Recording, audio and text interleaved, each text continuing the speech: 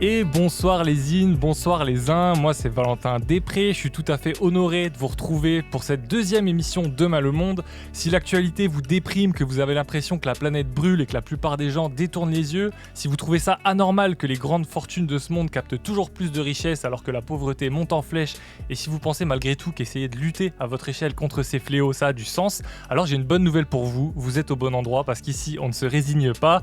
Demain le Monde, c'est votre nouvelle émission consacrée à l'écologie et à la justice sociale. On va essayer de refaire le monde ensemble et pourquoi pas d'en inventer un qui ne surexploite ni la planète ni les gens. Et pour accomplir cette lourde tâche, que dis-je, cette tâche herculéenne, je serai accompagné de mon acolyte, ma partner in crime, la talentueuse journaliste Louisa Benchaban. Louisa, comment ça va aujourd'hui ? Hello Valentin, moi ça va très bien et toi ? Bah ouais, écoute, ça va super. Et aujourd'hui, en plus, pour refaire le monde avec nous, on est très heureux d'être en compagnie d'un des meilleurs vulgarisateurs historiques de YouTube, un homme au blaze aussi énigmatique que révélateur, Sumboy vrai nom. Comment ça va, Sumboy ? Ça va très bien, très honoré d'être dans cette émission. Merci pour l'invite. Ça nous fait super plaisir que tu sois là. Alors Sumboy, on avait une première question par rapport au nom de l'émission. Qu'est-ce que ça t'évoque, Demain le Monde ? Ça m'évoque, il y a la musique de PNL en plus qui tourne en même temps, donc ça m'évoque un petit peu ça. Ça m'évoque le monde de demain. Je sais pas, j'ai envie d'inverser le titre et de me dire qu'est-ce qu'on projette sur le monde qu'on veut construire dans le futur, et je sais pas trop si c'est positif ou négatif. Moi je suis plutôt optimiste pour l'instant en tout cas, mais avec les petites couleurs vertes que vous avez mis, ça me paraît plutôt quelque chose de l'espoir. Bah parfait, en tout cas on va parler de tout ça. Sumboy, pour ceux qui ne te connaissent pas encore, tu es présent donc sur YouTube via ton projet Histoire Crépue. C'est une chaîne qui parle d'histoire coloniale, une histoire qui, comme tu le dis souvent, est aussi complexe que la structure de tes cheveux. Et puis tu as eu aussi une deuxième activité d'artiste, on en parlera aussi en deuxième partie d'émission. Alors on pourrait se dire, pourquoi inviter un spécialiste de l'histoire coloniale à une émission qui parle notamment du combat pour l'écologie ? Vous verrez que tout ça c'est très directement lié. L'exploitation de la planète, en fait, c'est systématiquement l'exploitation des gens. On va parler d'écologie décoloniale, de racisme environnemental, donc ça va être passionnant. Mais avant de parler de tout ça, Sumboy, j'ai lu que tu te définissais comme un militant hors sol et afropéen. Est-ce que tu peux nous dire un petit peu ce que ça veut dire exactement ? Bah ouais, carrément, j'aime bien chercher la merde avec des mots comme hors-sol. Du coup, souvent, hors-sol, c'est un mot qui est utilisé pour critiquer plutôt les militants politiques. Et moi, je dis, je suis militant hors-sol. Et ça va parler un peu justement des deux casquettes qui m'intéressent, donc la question de l'écologie et aussi la question de l'immigration ou de l'histoire coloniale. Et en fait, hors-sol, c'est... Moi, je suis né en France. J'ai grandi dans une cité au 13e étage, donc très loin du sol et de ses racines, dans un endroit qui était très bétonné, donc j'avais pas de contact avec la terre. Et en même temps, j'étais assez loin aussi des pays d'origine de mes parents, parce que j'avais pas de contact et j'avais pas le moyen d'y aller. Donc j'étais pas un déraciné comme certains immigrés qui peuvent avoir circulé. Moi, j'étais né en France, mais j'étais un peu vivant hors sol. Et donc c'est cette idée-là que j'essaie de mettre en avant et de dire comment est-ce qu'on s'engage politiquement quand on est hors sol. Et donc quand on parle de migration, etc., il y a toujours le mot racine qui vient, qui a un mot en fait lié à l'écologie aussi. Et hors sol, les cultures hors sol, aujourd'hui on le voit aux Antilles par exemple avec la crise du chlordécone, les gens sont obligés de faire pousser des choses hors sol pour que ce soit comestible. Et du coup le hors sol, moi en tout cas je suis hors sol, que je l'ai choisi ou non, et donc la question maintenant c'est comment est-ce que je me bâtis politiquement avec ce point de départ. Parfait. Sumboy, je crois que tu avais aussi choisi ce blaze parce que tu essayes de transformer ton seum en énergie positive, et ça tombe bien parce que dans Demain le Monde, on évacue nos émotions contraires en début d'émission, les hypes comme les seums, et on va commencer tout de suite avec toi, Louisa.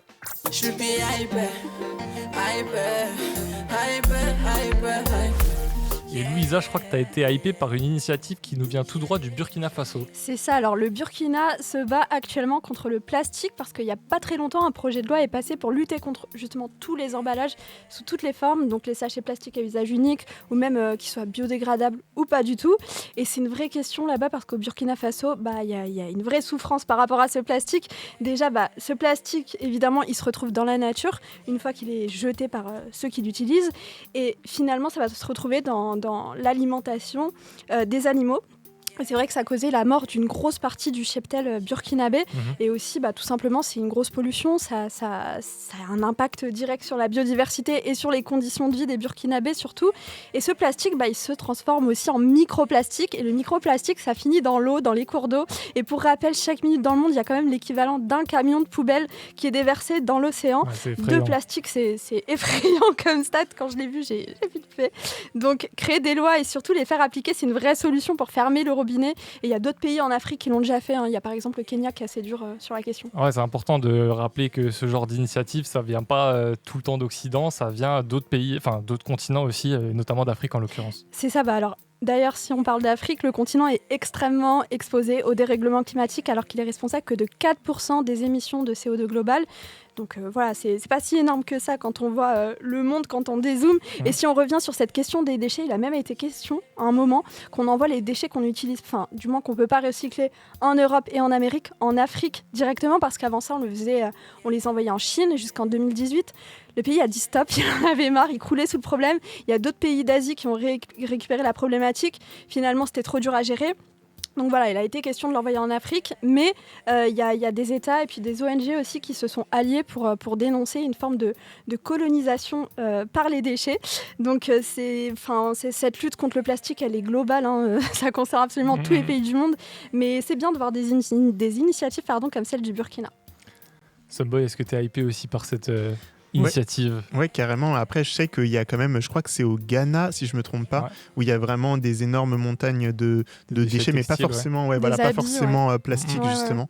Et ouais, ça pose une grosse question. Mais même dans des pays d'Afrique de l'Ouest, on a tout ce qu'on appelle le France au revoir, c'est-à-dire les produits de seconde main qui peuvent parfois poser problème parce qu'ils sont détériorés ou bien ils sont de mauvaise qualité et qui peuvent nuire, même s'ils sont encore fonctionnels, et qui deviennent très vite des déchets et du coup qui vont polluer ensuite les espaces. Mais donc je suis content de cette initiative burkinabé, bravo à eux.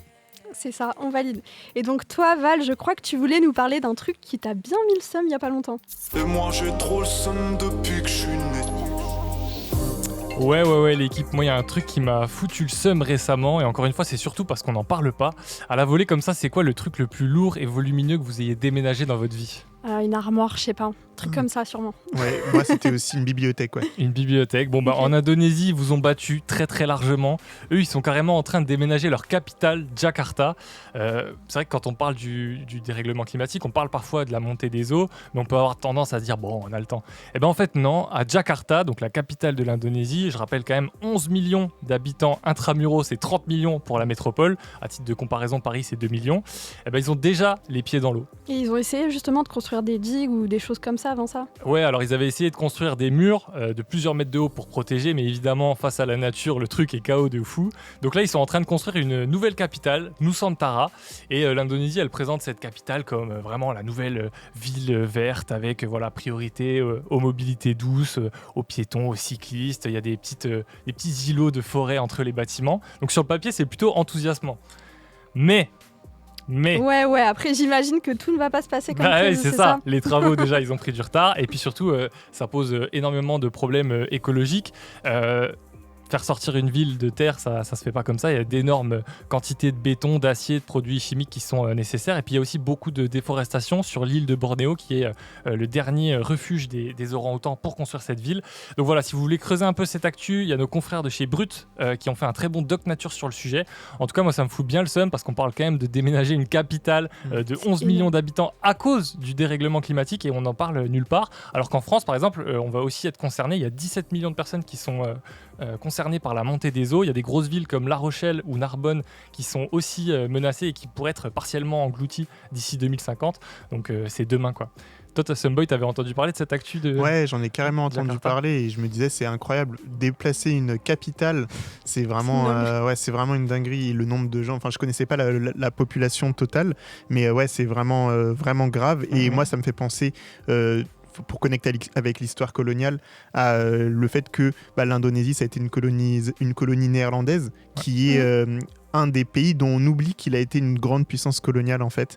Et du coup, je trouve ça, juste ça me permet de connecter avec cette histoire et de me dire, qu'est-ce qui fait qu'aujourd'hui, c'est des grandes villes qui sont souvent proches des mers et ça va être dans tout ce qu'on appelle le tiers-monde entre guillemets, en fait, qui sont les anciennes colonies européennes, quoi. Les principales villes sont souvent en bord de mer, donc menacées par la montée des eaux, mais le fait qu'elles se trouvent en bord de mer est lié en fait à la colonisation, puisque c'était par là que les colons arrivaient et que c'est ces villes-là qui se sont développées le plus fort. On le voit à Dakar, à Abidjan, dans plein de villes, voilà. Il y a des passerelles très directes à faire entre ces deux thématiques. Et ce soir, pour refaire le monde avec nous, on est avec Sunboy, le créateur de la chaîne YouTube Histoire Crépue, donc une chaîne qui vulgarise l'histoire coloniale.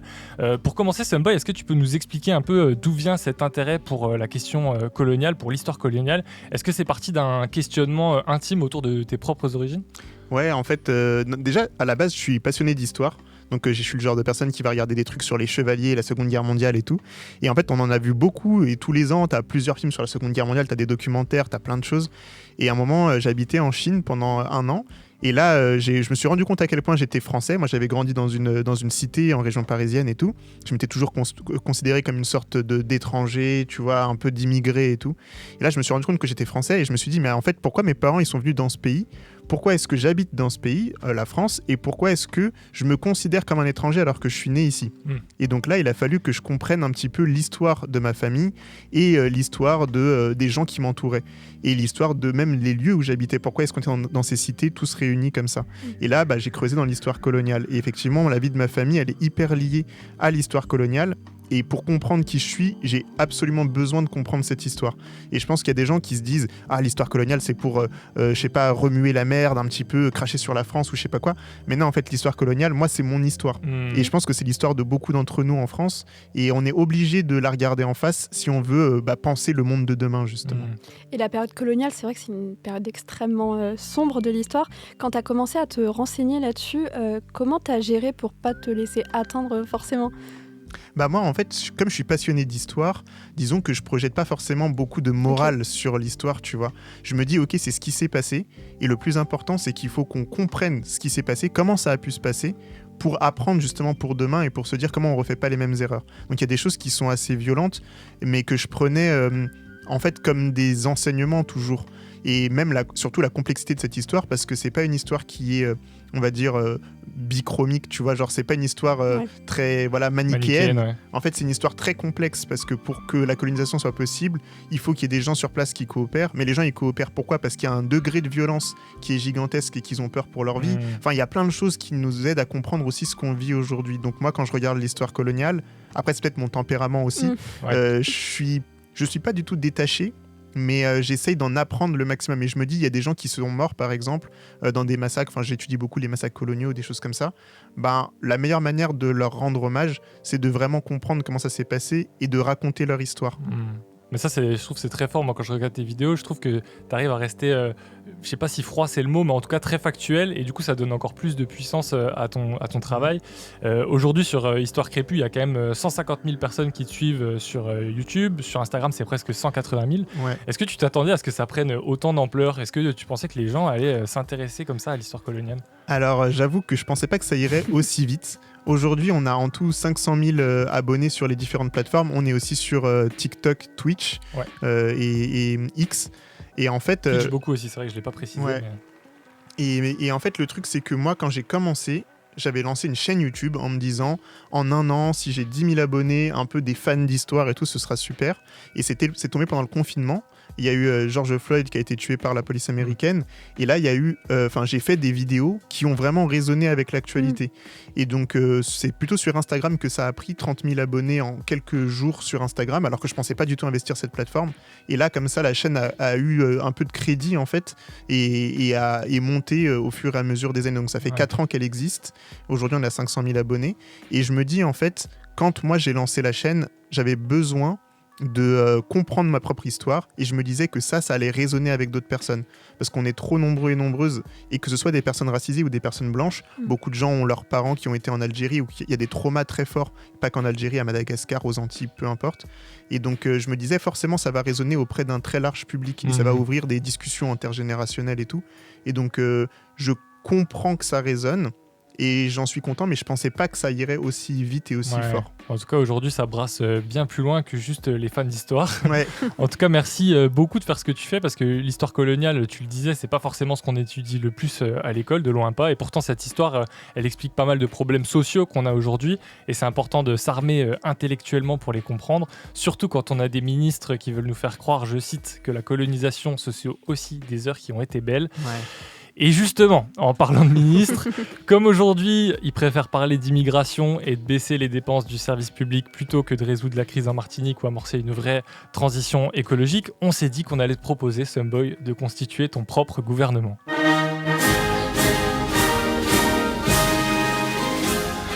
Coup de théâtre! Michel Barnier vient d'être censuré et Emmanuel Macron doit nommer un nouveau Premier ministre. Contre toute attente, c'est toi, Someboy, créateur de la chaîne YouTube Histoire Crépue et militant décolonial, qui est nommé à Matignon. On veut savoir qui tu mets dans ton gouvernement et pourquoi, sauf qu'on te rajoute une petite difficulté, sinon c'est trop simple. T'as pas le droit de citer de personnalité strictement politique. Ok. Alors pour commencer, qui tu mets au ministère dit des Outre-mer? Alors, je mettrais Samora, qui a un podcast qui s'appelle Le Moicast et qui fait un super travail de réflexion sur les Outre-mer.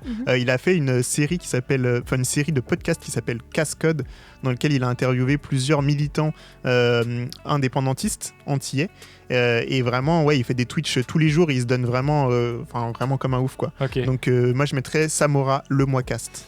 Outre-mer qui, rapidement, c'est un terme qui est aussi hérité de l'époque coloniale. Ouais, carrément. En fait, ce qui est intéressant avec le mot Outre-mer, c'est qu'à l'époque coloniale, et là, en fait, le mot Outre-mer, il nous fait comprendre que la colonisation n'est pas vraiment finie, en fait, dans le contexte français. Parce qu'à l'époque coloniale, il y avait un ministère qu'on appelait le ministère des colonies, qui a changé plusieurs fois de nom. Parfois, c'était ministère des colonies et de la marine, parfois, c'était que ministère des colonies, et souvent, c'était ministère des Outre-mer. C'est-à-dire que c'était encore la colonisation, il y avait des colonies, et le truc s'appelait ministère des Outre-mer. Parce que Outre-mer, en France, ça veut dire colonie.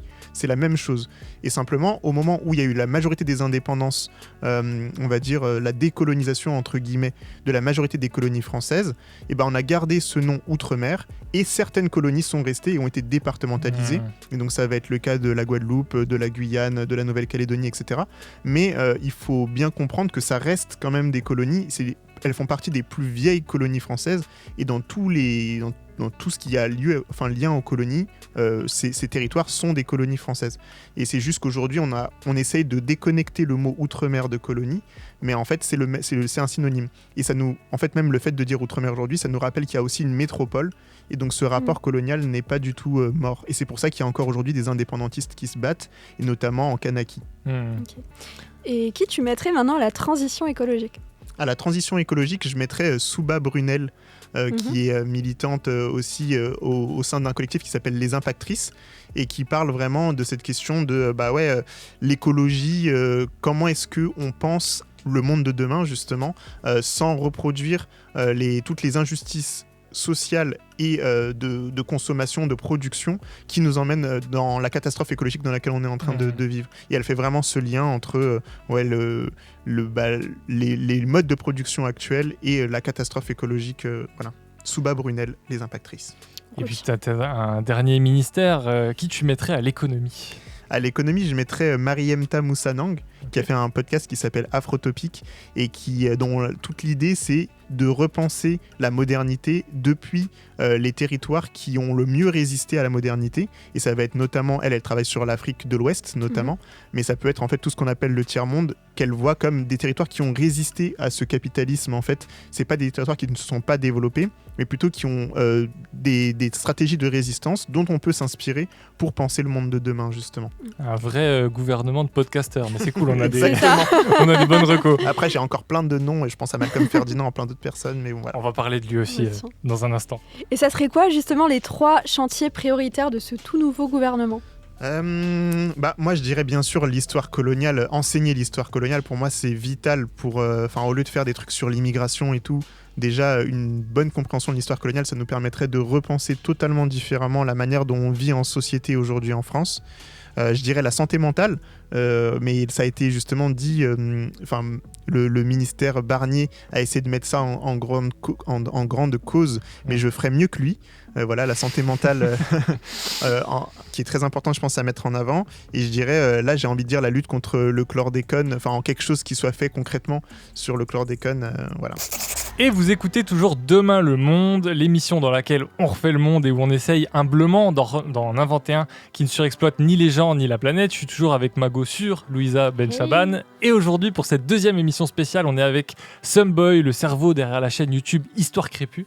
Alors, Someboy, ici dans Demain le Monde, on essaie d'inventer un monde qui ne surexploite ni la planète ni les gens. Et en fait, un des points de rencontre entre justement l'écologie et l'histoire coloniale, c'est la banane. Enfin, c'est un très bon exemple. Est-ce que tu peux nous expliquer pourquoi ?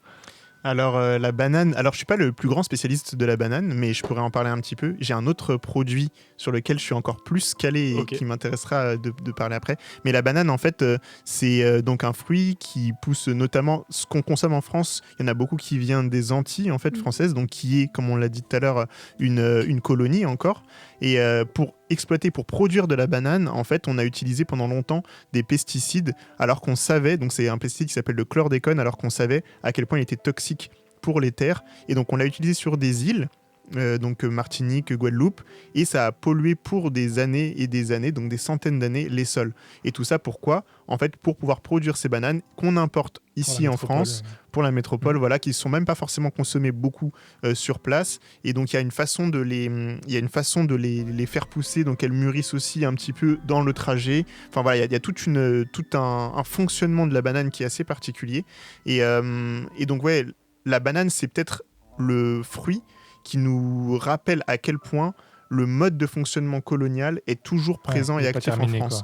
Parce qu'en plus, c'est des grandes familles qui sont des descendants et descendantes d'esclavagistes qui possèdent les grandes plantations de bananes, et les bénéfices de tout ce scandale reviennent principalement à ces familles. Et en attendant, les familles des anciens esclavagisés qui vivent encore aux Antilles n'ont pas d'autre choix que d'acheter des produits qui sont importés, notamment de France, alors qu'ils pourraient faire pousser des choses sur le sol de Martinique s'ils n'étaient pas pollués. Et c'est quoi ce deuxième produit dont tu parlais sur C'est le chocolat. Le chocolat. Et ouais, parce que le chocolat, en fait, moi, donc, pour mes origines, je viens pas du tout des Antilles, et ma mère est métisse de Côte d'Ivoire et France, et donc la Côte d'Ivoire, c'est le premier exportateur de cacao, et l'histoire du chocolat, c'est une histoire coloniale qui est passionnante, et je trouve que ça nous raconte encore à 100% comment fonctionne l'exploitation coloniale depuis l'époque coloniale jusqu'à aujourd'hui. Et le chocolat, c'est un truc qui a été... je sais pas si je raconte en quelques minutes l'histoire du chocolat, très rapidement. En quelques minutes, ouais, vas-y. En gros, ça vient plutôt du Mexique, à la base, et c'est quand les colons espagnols sont arrivés qu'ils ont trouvé le cacao. Ils n'ont pas tout de suite su comment le boire, parce que c'était une boisson très amère que les Premières Nations là-bas consommaient. Et en fait, les Occidentaux ont pu le consommer parce qu'ils avaient aussi des grandes monocultures de canne à sucre, donc avec l'esclavage des personnes noires et des personnes natives. Et donc en mélangeant le cacao et le sucre, il y a le chocolat qu'on connaît aujourd'hui qui naît. Donc déjà, c'est une naissance coloniale. Ensuite, c'est importé en Europe. Il y a toute une période qui se passe. Bon, voilà, ça met beaucoup de temps à se démocratiser en Europe. Mais une fois que c'est démocratisé, pour avoir du cacao, en fait, les colons européens vont imposer des énormes plantations de cacaoyers, notamment en Côte d'Ivoire. Et donc, le cacaoyer, ça fait qu'on a des énormes forêts de cacaoyers en Côte d'Ivoire. Mais il faut savoir que c'est la déforestation par la plantation. C'est très bizarre. Donc, en gros, on a beaucoup, beaucoup d'arbres, mais ça tue tout ce qui pousserait en bas. Et les arbres sont rentables pendant environ 30 ans. Et au bout de 30 ans, en fait, ils produisent plus assez de cacao, donc c'est plus exploitable. Et donc, on continue à déforester d'autres arbres et à replanter du cacao. Donc, on a des espèces d'énormes forêts de mono-cacao qui ne servent plus à rien. Et 80% de la surface forestière de Côte d'Ivoire a été niquée à cause de ça. Donc, ça fait qu'on a des immenses forêts, mais qui ne sont pas des vraies forêts vivantes. Tu vois, et c'est un truc très, très bizarre. Et ça continue à, aujourd'hui, à nourrir, en fait, ce que là, on a comme tradition, le pain au chocolat. On se dit c'est totalement français. En fait, non, c'est l'histoire coloniale, tu vois. Et puis c'est vrai que c'est des produits tellement tellement banal qu'on Du se rend même quotidien, plus compte en fait. C'est ça, c'est vraiment notre plaisir, et c'est le plaisir lié à la colonisation, le sucre, le café, le tabac, le coton, les le addictions. cacao. Pas que des bonnes choses en plus. C'est ça. Et justement, sur ta chaîne, tu parles de plein de sujets d'actualité sous l'angle de l'histoire coloniale. Et tu as déjà parlé d'écologie décoloniale. Est-ce que tu peux nous expliquer un petit peu ce concept-là ? Ouais, comme je viens un peu de le raconter avec l'histoire du cacao, C'est lié. l'écologie décoloniale, en fait, c'est le fait de comprendre que la destruction du vivant à laquelle on assiste aujourd'hui, elle est en fait liée à des modes de production capitalistes, mais aussi surtout colonialistes. C'est-à-dire que par exemple l'exploitation massive de minerais ou les grandes monocultures de maïs dans les Amériques ou de cacao en Côte d'Ivoire, de bananes aux Antilles, tout ça c'est des modes de production colonialistes qui ont pour objectif d'apporter des ressources, des matières premières, des produits dans le monde occidental. Et les routes d'exploitation sont nées dans le contexte colonial, et donc l'ensemble du monde a été affecté par cette exploitation coloniale. Et aujourd'hui, quand on pense à la catastrophe à laquelle on est en train de vivre, à laquelle on est en train d'assister, il faut comprendre quelles sont les origines de ça. Et souvent, les écolos, notamment en Occident, disent l'humanité a détruit, je sais pas quoi. Mais en fait, c'est pas n'importe quel mode d'humanité qui a détruit la planète, et pas de n'importe quelle façon. Et ça, c'est important à comprendre. Et l'écologie décoloniale, elle permet de recontextualiser comment le monde a été vraiment détruit, et du coup pouvoir savoir quelles sont les routes, les méthodes qu'il faut attaquer pour ralentir la destruction de l'environnement. Ouais, c'est ça, je trouve ça intéressant parce que tu as ce côté, évidemment, comprendre d'où on vient et pourquoi on en est là. Et puis, c'est vrai que, tu vois, dans l'imaginaire un peu collectif, on peut se dire, voilà, c'est des blancs occidentaux qui ont inventé l'écologie, ils se baladaient dans la nature, ils se sont dit, tiens, il faudrait préserver cette belle nature. Alors que finalement, souvent, les pionniers de la protection de l'environnement, c'est surtout les peuples qui se sont soulevés contre l'oppression, contre les puissances étrangères qui voulaient exploiter les terres. Est-ce que, justement, on n'a pas plus à aller chercher chez les descendants de ces peuples qui ont été exploités pour avoir des solutions que potentiellement dans la Silicon Valley ou chez les technosolutionnistes qui nous disent que la technologie va sauver le monde. Ouais. Non, mais c'est sûr, je pense, et c'est pour ça, par exemple, je parlais de Mariemta Moussanang au ministère de l'écologie. Elle, le travail qu'elle fait dans le podcast Afrotopique, c'est vraiment ça, c'est aller réfléchir et aller trouver les technologies, entre guillemets, mais locales, qui ont été inventées par les populations pour survivre malgré la destruction de leur environnement, etc. Et donc, oui, je pense qu'il faut vraiment essayer de chercher quelles sont les formes qui ont été développées de résistance à la plus petite échelle partout dans le monde.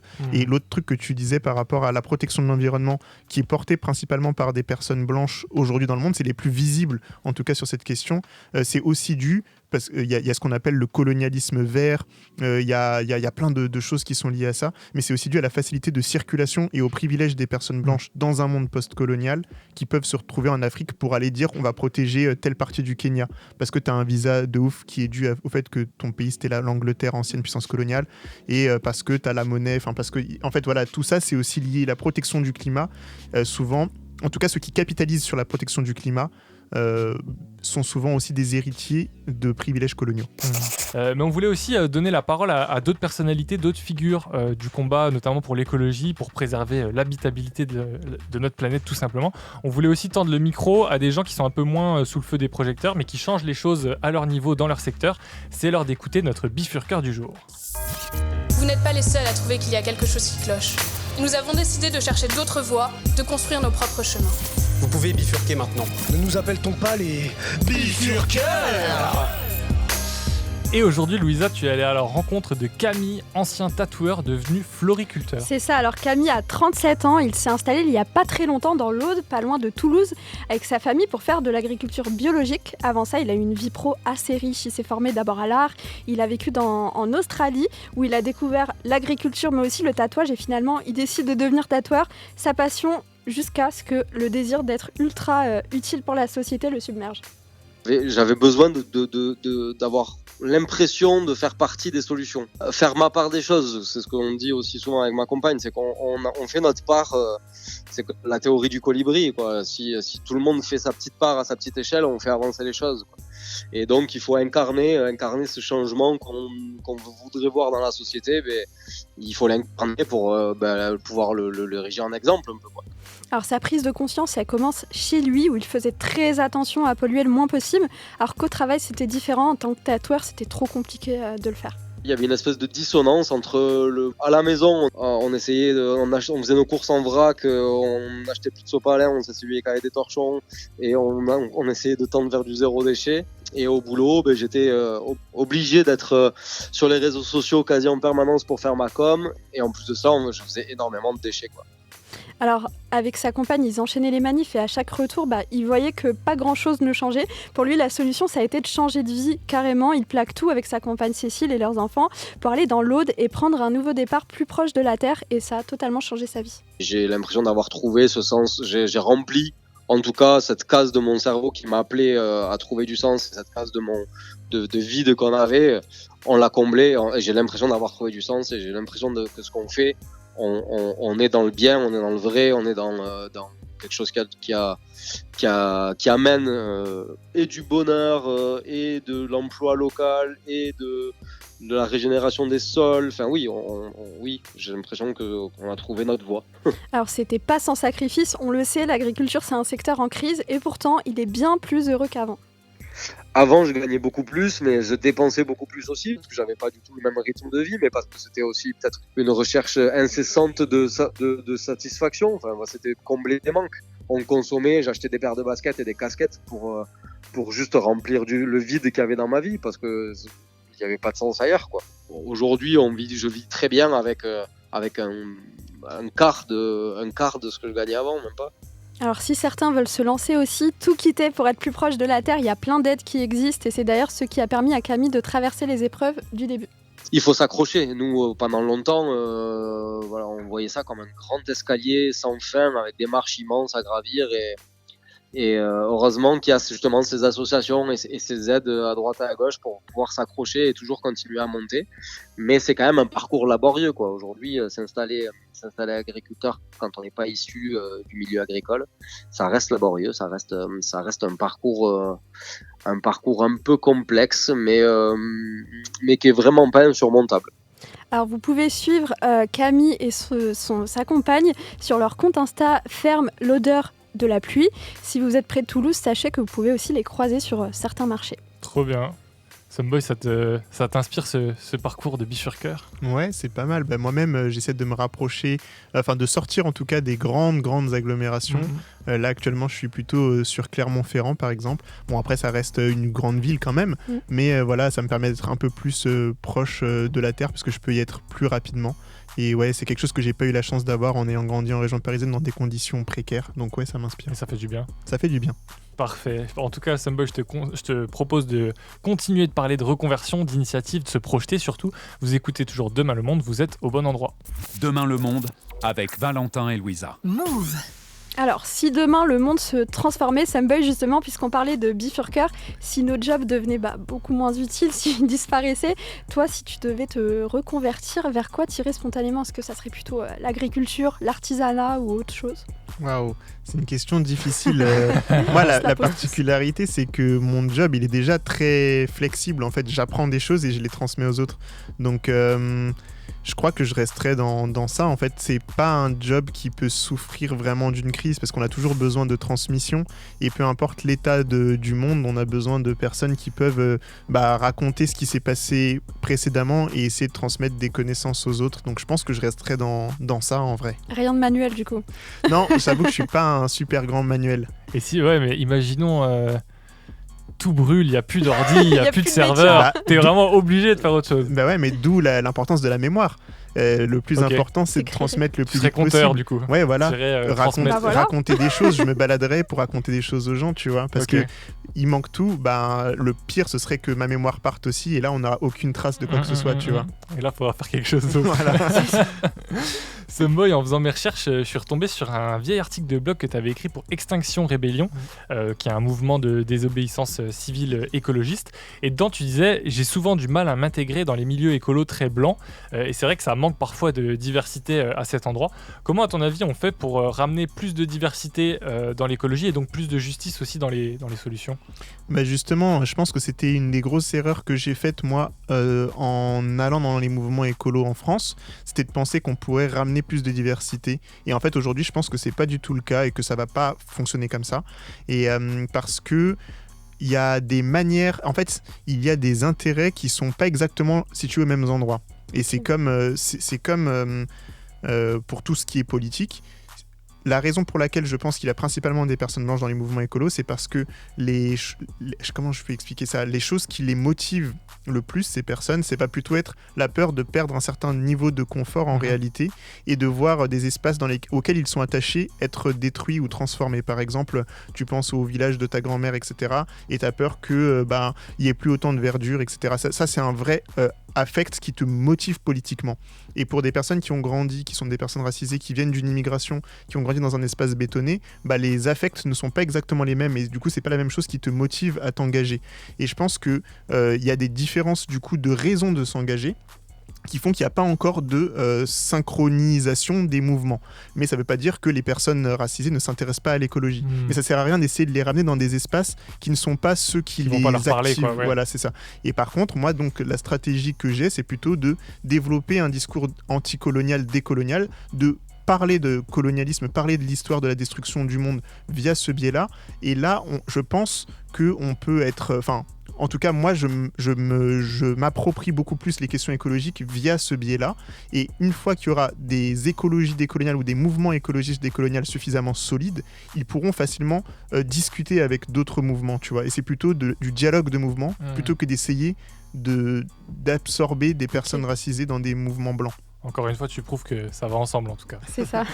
Et c'est vrai que dans l'émission de lundi avec MC Danse pour le climat, on parlait de militantes britanniques de Just Stop Oil qui ont été condamnées à de la prison ferme pour avoir jeté de la soupe sur un Van Gogh. Et depuis, y a pas mal de mouvements de désobéissance civile qui ont été découragés par le traitement médiatique qui est fait de leur combat et surtout la criminalisation croissante de ceux qui font.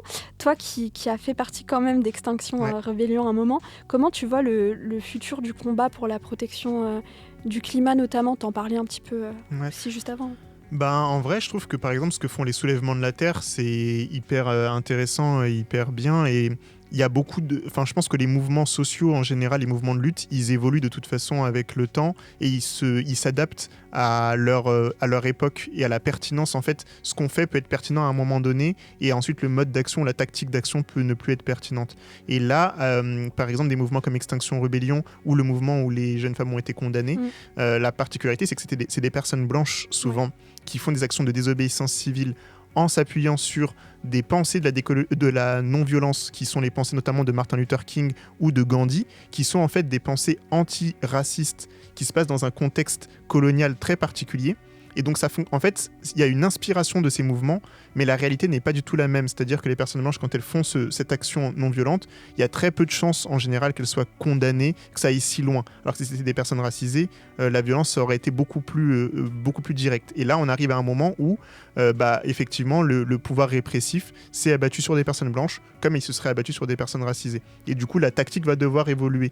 Il y avait un privilège qui était jusque-là conservé. Là, c'est plus le cas et ça va bouger. Mais juste pour finir sur ce truc de non-violence, je trouve ça important pour les mouvements blancs aujourd'hui écolos, de bien comprendre que quand on s'inspire de Gandhi, parce que moi j'ai trop entendu dans les mouvements écolos, quand on s'inspire de Gandhi, il faut faire l'effort de comprendre ce que c'est que l'histoire coloniale de l'Inde. Gandhi, il fait pas ça parce qu'il se dit la violence c'est pas bien, c'est parce que le pouvoir répressif indien est tellement brutal, il y a eu des massacres mais gigantesques en Inde, que la seule solution qu'il trouve à ce moment-là, c'est de passer par la non-violence, mais dans un cadre de lutte anticoloniale. Et Martin Luther King, c'est pareil, quand il fait de la non-violence, c'est dans un cadre où la ségrégation de la suprématie blanche est tellement brutale et tellement violente qu'il en vient à utiliser cette technique-là, sans condamner pour autant les méthodes violentes entre guillemets, en tout cas les méthodes d'autodéfense qui sont développées par d'autres mouvements. Et donc, quand on prend ce genre de choses, il faut faire très attention au contexte politique, et souvent ça me surprend que des militants blancs revendiquent des figures comme Gandhi ou comme Martin Luther King, et qu'ensuite quand on leur dit écologie décoloniale, ils sont en mode mais pourquoi tu fais le lien entre colonisation et écologie? Mais gros éduquez-vous. Cette série d'émissions spéciales Demain le Monde, elle a lieu une semaine avant la COP28 de Bakou en Azerbaïdjan. Jusqu'ici On voit que les COP, elles n'ont pas permis d'engendrer d'énormes succès. Toi, est-ce que tu en attends quelque chose de cette COP ? Est-ce qu'il y a un domaine en particulier sur lequel tu te dis j'aimerais que ça avance, quoi. J'avoue, non. J'ai pas beaucoup d'espoir. Et voilà. J'avoue, j'ai pas beaucoup d'espoir. On espère en tout cas qu'il y aura des avancées, parce qu'on parle souvent du futur, de 2050 et tout, mais 2050, c'est dans moins de 26 ans, les gars, c'est demain, alors au boulot. On est avec Sumboy, le créateur et visage de la chaîne YouTube Histoire Crépue. Sumboy, tu as aussi une activité d'artiste qu'on connaît un peu moins, mais dont on va parler dans quelques instants. Et c'est intéressant parce qu'avec Louisa, dans Demain le Monde, on est persuadé que la musique, le cinéma, la littérature, mais la culture au sens large, elle peut et elle doit nous aider à imaginer le monde qu'on souhaite advenir. D'ailleurs, ici, on ne binge-watch pas, on green-watch. Louisa, qu'est-ce que tu as green-watché ces derniers temps ? Alors pour moi, là, en ce moment, c'est l'automne, donc c'est le moment de revoir des vieux classiques. Et là, je veux qu'on parle d'un immense classique des studios Ghibli, c'est Princesse Mononoke. Donc si vous êtes des habitués des films de Miyazaki, vous savez à quel point il met au centre de son œuvre la nature et surtout le rapport de l'homme à la nature.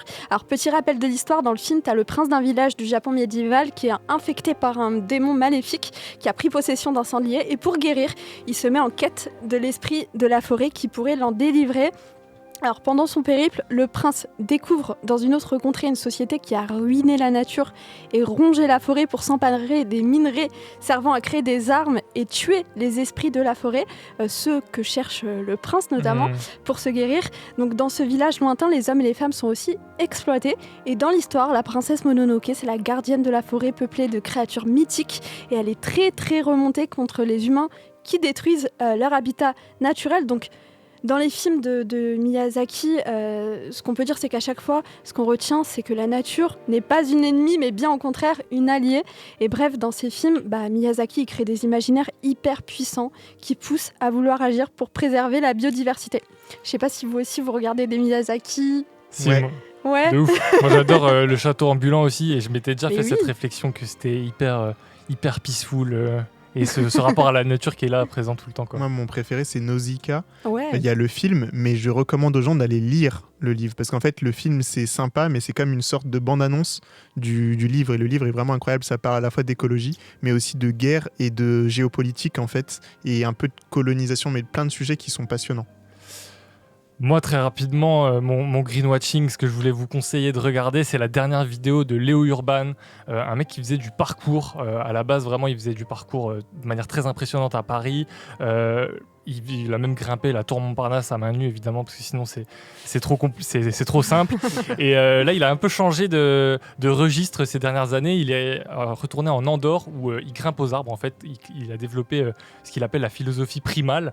Et il essaye vraiment de se rapprocher des mouvements des grands singes et de plus utiliser son corps. Voilà, la gamberge, c'est vraiment genre aujourd'hui, on est trop sur nos téléphones, sur nos ordi, on n'utilise plus nos corps. Et lui, il veut se rapprocher de ça.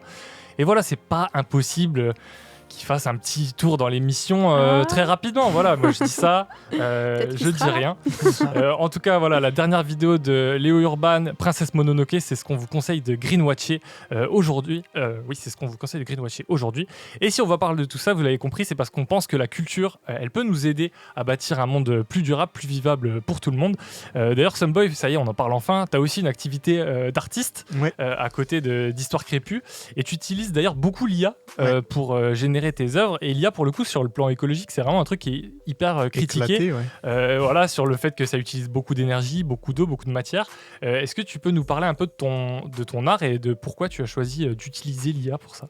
Ouais, en fait c'est vrai que moi j'utilise de toute façon dans tout mon travail beaucoup l'espace numérique. Donc comme je vous disais tout à l'heure, je me présente comme militant hors sol, avec cette idée aussi que j'ai fait mes racines dans l'espace numérique. Tu vois, il y a aussi ce délire-là où j'étais pas connecté à la Terre, mais j'étais connecté à Facebook, à Instagram. En fait, j'ai grandi dans ces espaces et c'est là que j'ai vraiment mes racines, qui sont des espaces entre guillemets virtuels, mais qui sont en fait des espaces qu'on utilise tous les jours, qui sont des espaces publics et qui sont des espaces physiques parce que les serveurs et tous ces trucs qui polluent en fait les gigantesques serveurs de Facebook, de Google et autres. Mais du coup, à la fois dans mon travail de vulgarisateur, je produis des contenus sur les réseaux sociaux qui est une activité en soi polluante, et aussi dans mon travail d'artiste, quand j'utilise les IA, j'utilise aussi des technologies qui sont polluantes. Donc c'est une sorte de compromis où je sais que il y a un problème avec cette manière de travailler. Mais en même temps, moi, ce que j'y trouve d'intéressant, c'est le fait de pouvoir, au niveau des réseaux sociaux, en fait faire de la politique et propager des idées qui, j'espère, peuvent avoir un impact supérieur à ce que je produis comme déchets. Mais bon, ça, je peux pas le garantir, tu vois. C'est un rapport avantage-inconvénient. Voilà, quoi. c'est ça. C'est un compromis concrètement, hein, tu vois. Je vais pas dire que c'est génial de faire ça. Et au niveau artistique, là, je travaille au niveau de l'IA sur comment en fait générer les images d'une histoire manquante. Parce que l'histoire coloniale, moi je la connais, je sais ce qui s'est passé, mais je sais aussi qu'il y avait des systèmes de propagande, notamment en France, il y avait des interdictions de prendre des photos, des vidéos, etc., qui fait qu'on n'a pas documenté tout un tas de révoltes, de rébellions, tout ce qui est en fait de l'ordre des résistances à la colonisation, visuellement. Voilà. Et en fait, l'IA, ça entretient ça. Pourquoi ? Parce que pour générer les images d'IA, on se base sur les images qui existent déjà. Et donc, c'est les images qui existent déjà, c'est des images notamment de l'Afrique, par exemple en 1840. Ça va être des images créées par des colons parce que c'était les ethnologues coloniaux qui allaient prendre des photos ou alors carrément la propagande coloniale qui allait mettre en scène ce qu'elle voulait. Du coup, aujourd'hui, avec une IA, si tu veux générer une image un peu passée, bah, tu as forcément la vision coloniale qui apparaît. Et moi, j'essaie de réfléchir à comment est-ce qu'on peut, en fait, penser à une sorte de passé, enfin réinventer le passé avec l'IA qui nous aide aussi à penser le futur et à nous projeter dans autre chose. Et il n'y a pas qu'Internet justement que tu investis. J'ai vu qu'en 2019, tu avais été invité pour diffuser un film de 4 minutes au musée Pompidou. Ça s'appelait Manono, des écrans pour esthétiser la misère. Et dedans, tu évoques les conditions d'extraction des métaux précieux en RDC, qui servent notamment à fabriquer nos téléphones, nos ordis, nos tablettes. Et pourquoi c'est important pour toi d'investir ces lieux, justement, des musées, sortir aussi d'Internet ? En fait, moi, je viens d'abord de l'art contemporain. J'ai fait des études d'art et donc j'ai fait ça à Angoulême, les Beaux-Arts. Et donc, c'est d'abord l'espace où j'ai évolué. Et ensuite, je suis arrivé sur les réseaux en 2020. Mais donc, moi, l'espace de départ où je me déploie, c'est plutôt les musées, les galeries, les espaces comme ça. Et justement, c'est plutôt l'inverse, en fait. Je me suis dit, c'est un milieu trop fermé, trop petit et qui ne résonne pas avec assez de monde. Et ce que je voulais faire au niveau travail politique, il fallait que j'affronte qu'est-ce que c'est que de produire du contenu à une grande échelle. Et donc Histoire Crépue est plutôt née de ça. Mais juste pour revenir sur l'idée justement de cette vidéo Manono, des écrans pour esthétiser la misère, c'était aussi le fait de dire, justement, c'est exactement ce que je fais, c'est je critique la destruction de l'environnement à travers des smartphones en fait. Donc je suis pris dans cette boucle et c'est aussi pour ça que je parle d'histoire crépue, c'est toujours des histoires complexes, on peut pas dire c'est bien ou c'est pas bien. En fait, je constate que pour avoir l'impact politique que j'aimerais avoir, je suis obligé aujourd'hui, dans les conditions dans lesquelles on vit, d'utiliser le smartphone. Et donc, à la fois, je peux critiquer ça ou le mettre en valeur, de la pub ou de la dénonciation, tout se passera quand même par le smartphone. Et voilà, c'est cette espèce d'aberration dont j'essaie de parler. Je pense que c'est une super conclusion avec beaucoup de nuances. Someboy, on arrive déjà à la fin de l'émission. Demain, on sera avec Ferris Barkat.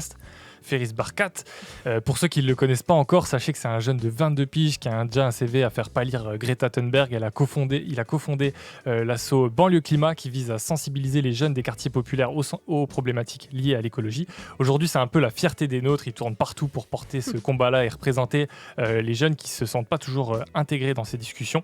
Louisa, tu sors inspirée de cette rencontre avec Someboy ? Bah oui, j'ai appris plein de choses. Merci. Franchement, c'était top. Merci, en tout cas, vous l'aurez compris, Demain le monde, c'est l'émission où on refait le monde, où on s'autorise à en refaire un qui ne surexploite ni la planète ni les hommes. Merci Someboy d'avoir été là ce soir, c'était un plaisir.